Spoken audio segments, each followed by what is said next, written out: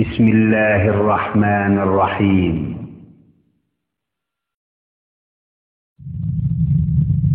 بالتعاون للدعوة والإرشاد وتوعية الجاليات بالدمام.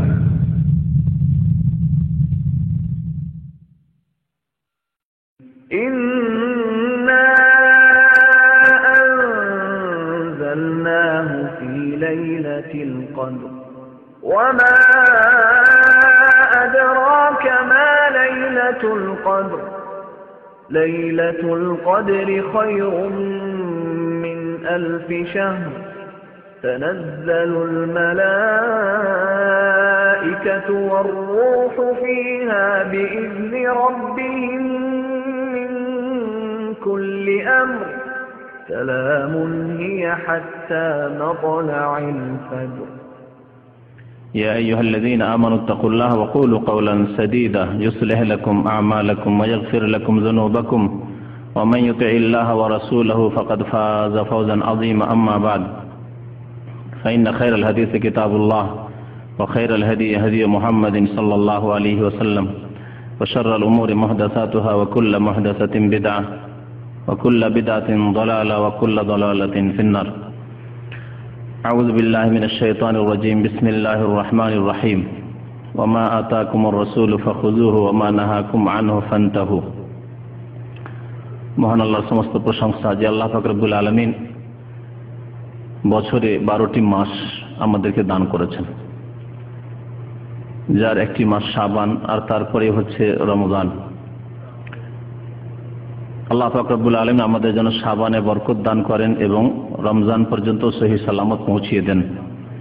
যেমন নবী করিম সাল্লাল্লাহু আলাইহি সাল্লামের একটি হাদিস এই মর্মে রয়েছে, আল্লাহুম্মা বারিক লানা ফি রাজাব ওয়া শাবান ওয়া বাল্লিগনা রমাদান। আল্লাহ পাক যেন আমাদেরকে রমজান মাসে সিয়াম, কিয়াম আরো সমস্ত রকমের ইবাদত বন্দেগী নেক আমল করার জন্য সুন্দরভাবে তৌফিক দান করেন। আল্লাহ আমাদেরকে দুনিয়াতে সুখে রাখেন, সুস্থ রাখেন এবং কালিমা লা ইলাহা ইল্লাল্লাহর উপর আমাদেরকে যেন মওত দান করেন। আজকে শাবান মাসের মাঝামাঝির কাছাকাছি পৌঁছে গেছি, আর এই শাবান মাসের মাঝামাঝিতে 15 শাবানে আমাদের দেশে বেশ কিছু বিদআত হয়ে থাকে, যার ফলে এ সম্পর্কে আলোচনা করা জরুরি। যদিও প্রতি বছর এই বিষয়ের আলোচনা হয়, তবে চেষ্টা করি যে আরো কিছু নতুন কথা যাতে করে তাতে বাড়ানো সম্ভব হয়, সংযোজন করা সম্ভব হয়, অথবা সেই কথাগুলি হলেও যাতে করে একটু ভিন্ন রূপে পেশ করা হয়, যাতে করে একটু ফায়দা বেশি হতে পারে। তো আজকের আলোচনায় আমি চেষ্টা করব নবী করিম সাল্লাল্লাহু আলাইহি সাল্লামের হাদিস, যেগুলি শাবান সম্পর্কে রয়েছে, সহিহ হাদিস, শাবান সম্পর্কে আমাদের করণীয়, সেগুলি প্রথম পেশ করব। আর তারপরে এই মর্মে যেগুলি জয়ীফ, জাল, ভিত্তিহীন হাদিস রয়েছে, যেগুলি হাদিস নয়, নবী সাল্লাল্লাহু আলাইহি সাল্লাম থেকে প্রমাণিত নয়, সুতরাং সেই আমলগুলি করা ঠিক নয়, এ সম্পর্কে আলোকপাত করার চেষ্টা করব। তারপরে আইম্মায়ে কেরামরা এই শাবান, বিশেষ করে যাকে শবে বরাত বলা হয়, সে সম্পর্কে কি বলেছেন, যারা কোরআন সুন্নাহর ইমাম, তাদের দু একটি উক্তি আলোচনায় তুলে ধরবো ইনশাআল্লাহ তাআলা। নবী করিম সাল্লাল্লাহু আলাইহি সাল্লাম যা আমাদেরকে দিয়েছেন তাই আমাদেরকে গ্রহণ করতে হবে, যা দেননি তা আমাদের ত্যাগ করতে হবে দ্বীনের ক্ষেত্রে। এ হচ্ছে আল্লাহ পাক রব্বুল আলামিনের আদেশ। আল্লাহ পাক সূরা হাশরে ইরশাদ করেছেন, ওমা আতাকুমুর রাসূলু ফাখুযুহু, যা তোমাদেরকে রাসূল সাল্লাল্লাহু আলাইহি সাল্লাম দিয়েছেন তা তোমরা নিয়ে নাও, ফাখুযুহু, গ্রহণ করো। তা নবী করিম সাল্লাল্লাহু আলাইহি সাল্লাম যা শাবান সম্পর্কে দিয়েছেন তা নিতে হবে, তার প্রতি আমল করতে হবে। আর যা দেননি, ওমা নাহাকুম আনহু, যা হতে নিষেধ করেছেন, দেননি এমন কিছু এবং নতুন কাজ হতে নিষেধ করেছেন। ওমা নাহাকুম আনহু, যা হতে নিষেধ করেছেন। নবী সাল্লাল্লাহু আলাইহি সাল্লাম নিষেধ করেন ওয়াইয়াকুম মুহদাসাতিল উমুর, প্রসিদ্ধ হাদিস, আবু দাউদের হাদিস, ওয়া ইয়াকুম ওয়া মুহদাসাতিল উমুর, সতর্ক সাবধান তোমরা নতুন নতুন কাজ থেকে। ফাইন্না কুল্লা মুহদাসাতিন বিদআ, কারণ প্রত্যেক নতুন কাজ দ্বীনের নামে যদি হয় তা হচ্ছে বিদআত। নবী করিম সাল্লাল্লাহু আলাইহি সাল্লামের প্রসিদ্ধ খুতবা, যা প্রত্যেকটি আলোচনায় নবী সাল্লাল্লাহু আলাইহি সাল্লাম পড়তেন, খুতবাতুল হাজা, দ্বীনি আলোচনায় পড়তেন, আকদে নেকাহ বিবাহের খুতবায় এই খুতবা পড়তেন, খুতবাতুল হাজা যে কোনো প্রয়োজনে এই খুতবা, মাসনুন খুতবা, সুন্নতি খুতবা নবী করিম সাল্লাল্লাহু আলাইহি সাল্লাম পাঠ করতেন। তার শেষ অংশে রয়েছে, নাসাইতে রয়েছে, তা হচ্ছে কুল্লা মুহদাসাতিন বিদআ ওয়া কুল্লা বিদআতিন দালালা ওয়া কুল্লা দালালাতিন ফিন্নার। প্রত্যেক মুহদাস মানে নতুন কাজ হচ্ছে বিদআত, প্রত্যেক, ওয়া কুল্লু বিদআতিন দালালা, প্রত্যেক বিদআত হচ্ছে পথভ্রষ্টতা, গুমরাহি, ওয়া কুল্লু দালালাতিন ফিন্নার, এবং প্রত্যেক পথভ্রষ্টতা গুমরাহির পরিণাম হচ্ছে জাহান্নাম। তো নবী করিম সাল্লাল্লাহু আলাইহি সাল্লাম তাহলে বিদআত থেকে নিষেধ করেছেন, ধর্মের নামে নতুন কাজ করতে নিষেধ করেছেন। ফান্তাহু, আল্লাহ বলছেন তাহলে তা থেকে বেঁচে থাকো, বিরত থাকো, সাবধান থাকো। এখন আসি ওই হাদিসগুলির দিকে, যে হাদিসগুলি সহিহ এবং নবী করিম সাল্লাল্লাহু আলাইহি সাল্লাম থেকে প্রমাণিত।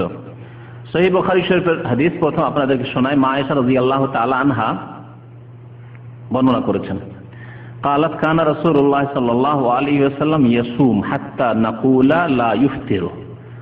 রাসূলুল্লাহ সাল্লাল্লাহু আলাইহি ওয়াসাল্লাম নফল রোজা এমন বেশি বেশি রাখতেন যে মনে হইতো যে আর ইফতার করবেন না, অর্থাৎ রোজা ছাড়বেন না, একটানা রেখেই যাবেন, বিনা বিরতিতে নফল রোজা রেখেই যাবেন হয়তো।